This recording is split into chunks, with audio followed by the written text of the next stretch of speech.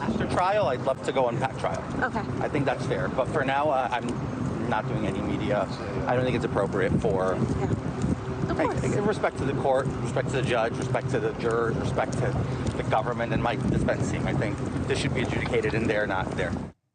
That was disgraced former Congressman George Santos last week outside of a New York courthouse talking to News Nation as he faced nearly 24 federal charges against him. Things have changed, though. Santos is now expected to plead guilty to crimes related to campaign fraud at a hearing on Monday.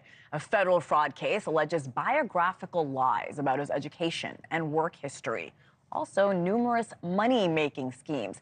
News Nation's Caitlin Becker is here with more. Caitlin, you were at the courthouse last week. Walk us through the charges he's facing and, of course, the expected plea deal. You know, it's interesting for him to go from this is a witch hunt, which he has said in the past, and all of these things are baseless, to we're expecting a guilty plea. So sources with knowledge of the situation have confirmed that he's going to cop a plea with federal prosecutors on Monday. Now, the details of what that plea agreement will look like are unclear at this time, but I can tell you that on Tuesday, or of last week, or I think it was Tuesday or Wednesday, one day last week. It's all blending together now. Henna, he was arraigned on 23 felony charges in a superseding indictment, and he entered a plea of not guilty then. And these charges all connect to 5 alleged schemes that prosecutors claim that he concocted while he was running for Congress, along with 2 other co-conspirators who have since also had plea deals. So among these things are identity theft. They say that he stole credit card information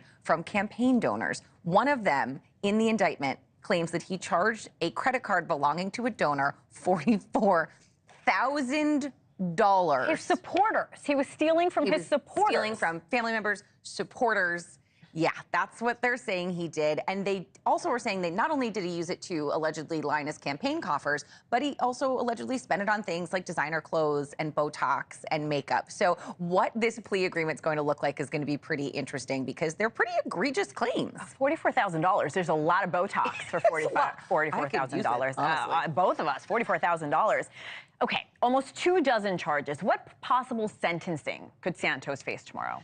So, of course, plea agreements, you usually get a lesser sentence than you would should you be found guilty of all of these charges. So the max here, we're talking about 20 years. So we expect something far less than that, possibly no jail time at all, because if he's going to cop this plea deal, it seems much more likely that they will be lenient on him. However, that doesn't happen until the penalty phase of the criminal process. So what happens tomorrow would be the alleged plea deal. Plea deal will go forward. They will set sentencing for a later date. Now, Nancy Marks, who is his campaign treasurer, also pleaded guilty. She is going to be charged. She's going to be sentenced in November. So we could potentially see something around that time frame.